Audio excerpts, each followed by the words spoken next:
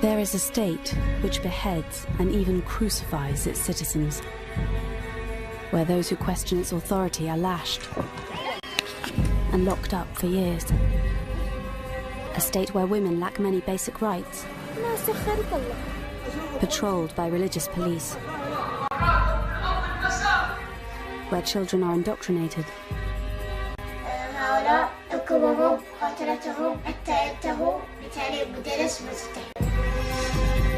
but this is not the Islamic State.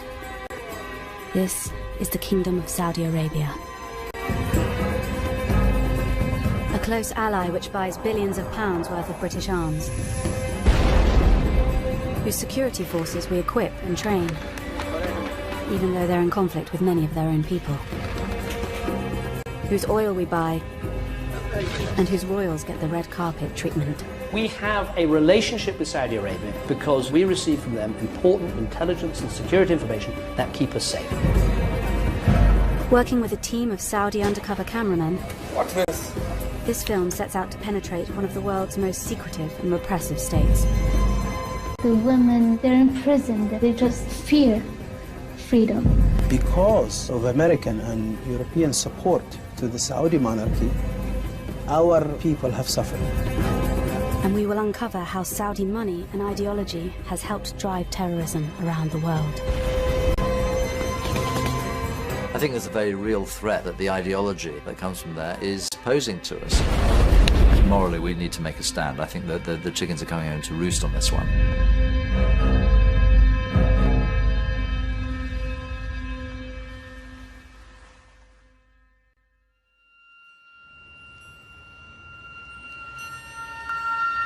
In January 2015, the Union Jack was flown at half-mast in Westminster. A very special mark of respect for a close ally. The Saudi ruler, King Abdullah, had died. Many world leaders came to the capital city, Riyadh, to pay tribute.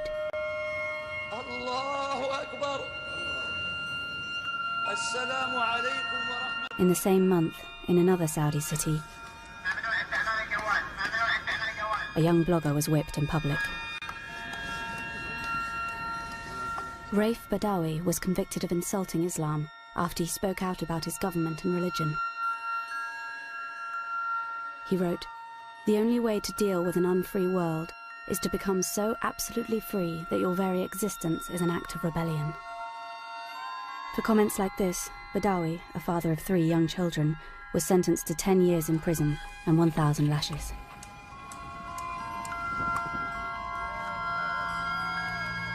We don't approve of what Saudi Arabia does. We don't like what they do, but they are a necessary evil in combating other regimes. And of course, ultimately, they have a lot of oil. No country is the perfect ally, perfect partner, without any reservations whatsoever. So, you know, welcome to the real world. Welcome to the Premier League.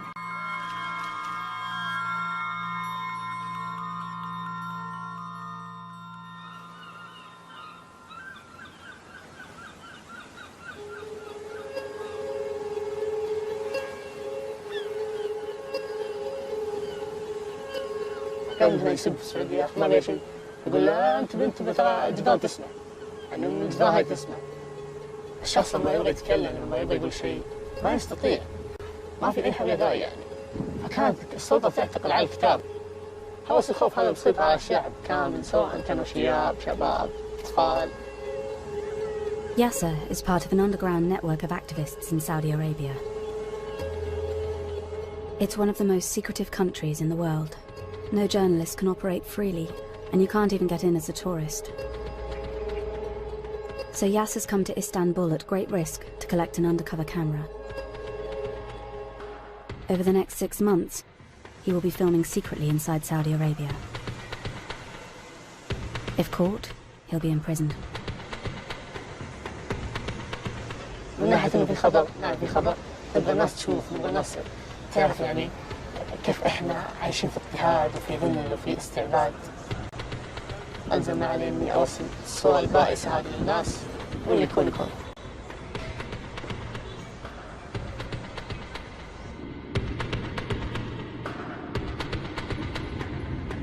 2 days later, Yasser is flying back into Riyadh to begin filming undercover.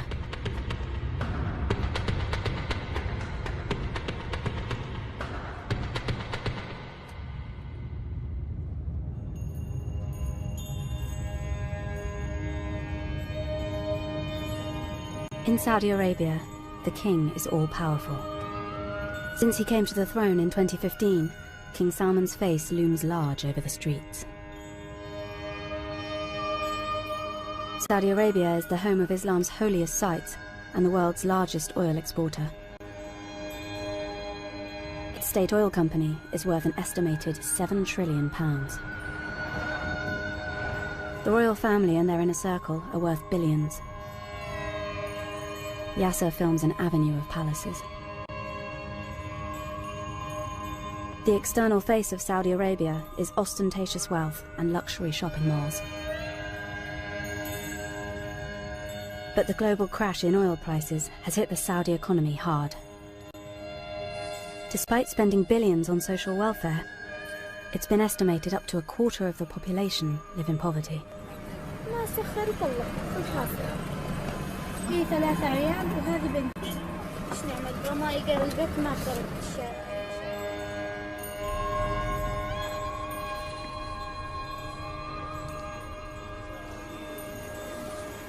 راح اخليكم تشوفون وين هالناس عايشين. This is how millions of Saudis live. A reality rarely seen by the world, because you can't film openly here. الناس هنا عايشة في العذاب المهلكة. الواحد غرفة الشيخ الأطفال يبيعون لا إله إلا الله. الناس في المزبلة شوفوا كيف. شوفوا المجاري شوفوا. السوق. تكتب المال تشحن. Yasser's in Saudi's second city, Jeddah.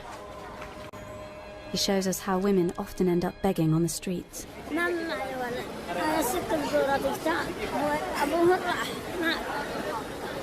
It's estimated only 1 in 5 Saudi women of working age have jobs. And without a man's support, many end up on the street.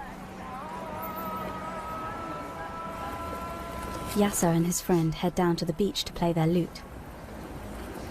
But before they even get there, they run into the religious police on patrol.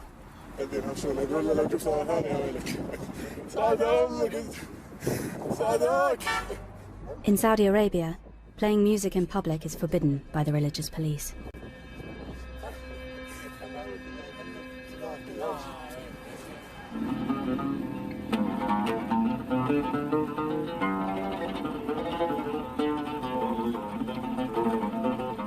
After Yasser and his friends have been there for less than 5 minutes, the police return. This was the last shot recorded before Yasser's lute and hidden camera were smashed.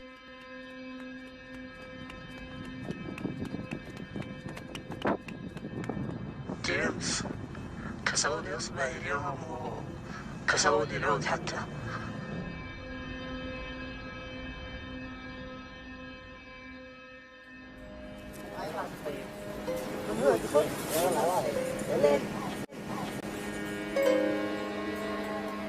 For Yasser and his friends, the religious police are a constant menace. Their official title is the Committee for the Promotion of Virtue and the Prevention of Vice. They patrol the streets and shopping malls, enforcing strict Islamic laws. Activists like Yasser have been filming and sharing clips to expose what they say is their constant harassment.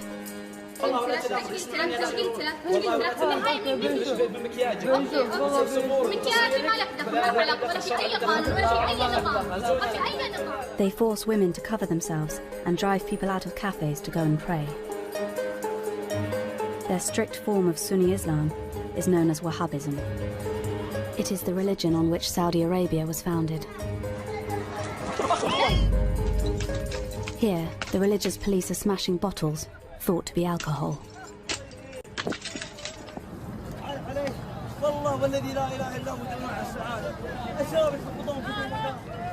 The majority of Saudis are thought to support the state Wahhabi ideology. Filming secretly in a mosque, Yasser records this preacher spreading hatred of other religions.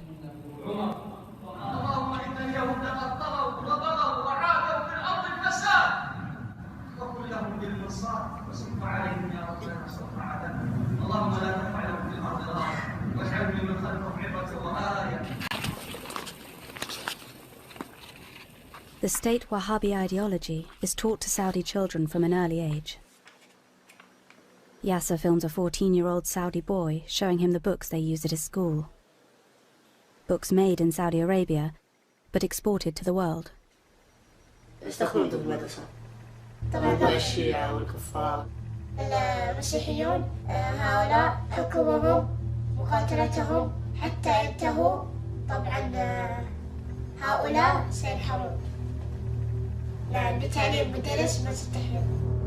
The textbook doesn't just attack other religions. It portrays the Shia Muslim minority at home as the enemy.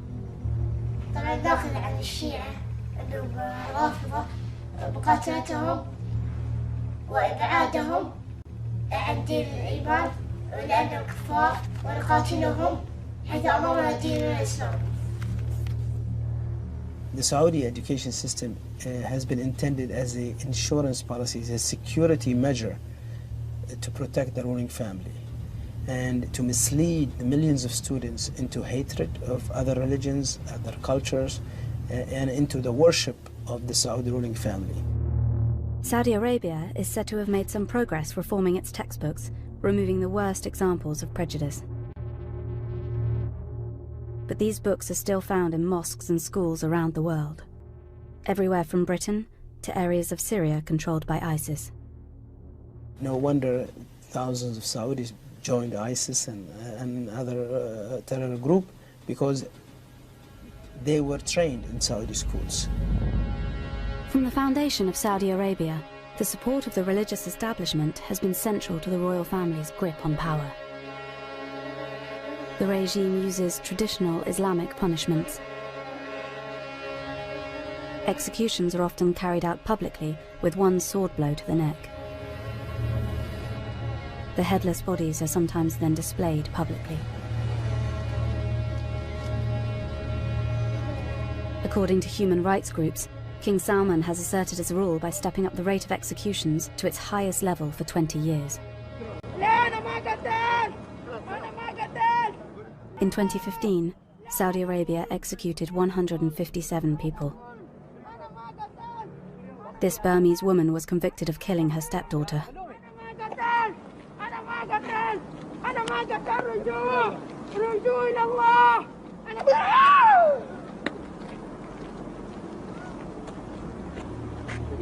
This was filmed by a policeman. He was later arrested after posting it online. The Saudi government claims that only the most serious criminals are executed, and punishments are carried out in line with Sharia law. They say trials are fair, though human rights groups disagree.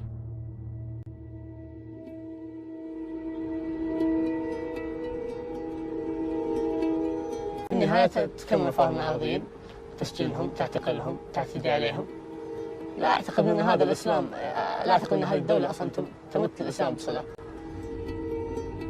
لكن مش الناس كلها عندها غضب، لكن المشكلة ما حد يقدر يتكلم. كل الناس تخاف الاعتقال. هم كلهم يبغون يخلون كل شيء بالخفي، لأنه لو سمحوا بالحرية والكلام يعني بتكون أول بداية سقوط نظامهم يعني.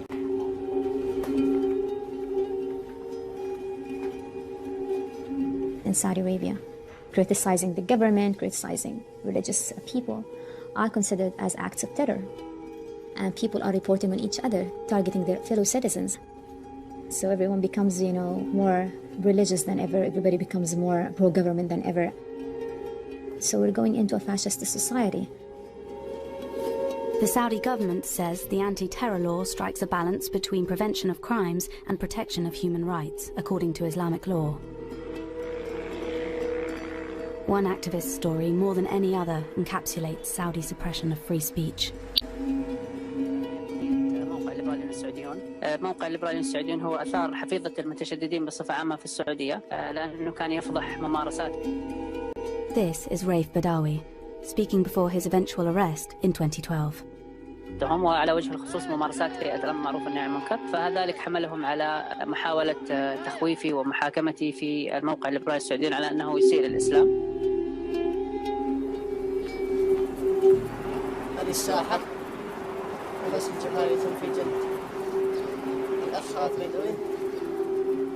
أنا أعتقد أن رايف شخص أبدع برايه بكل احترام، لم يرفع سلاح، لم يقتل أحد، لم يفجر، لم يكفر مثل ما فعلت السلطة.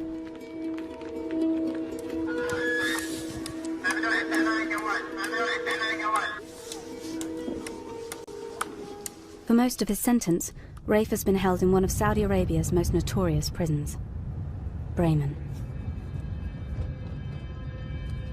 Saudi Arabia shows outsiders state-of-the-art prisons, but people rarely see the reality.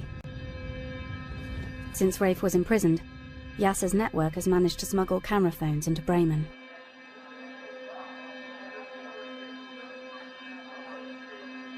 What they found was chaos and lawlessness, and prisoners injecting themselves.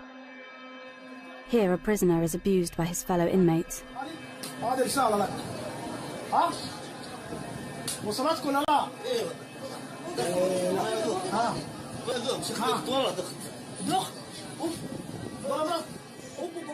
The British government had approved a £6 million contract to train Saudis on how to run its prisons. Amid the international outcry about cases like Raif Badawi's, it decided to cancel the deal, saying it was focusing its resources on domestic priorities.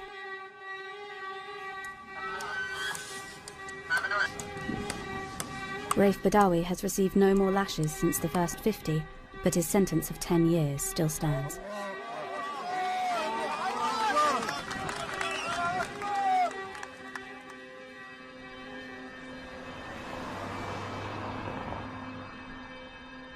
Thousands of miles away, his wife Ensaf and 3 children have received asylum after escaping Saudi Arabia.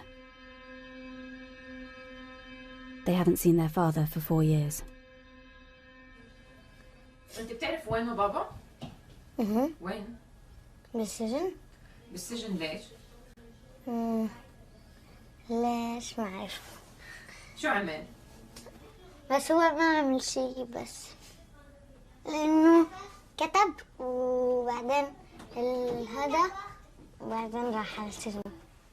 بقول يا ريت إنه أرجع وأقول له إنه ما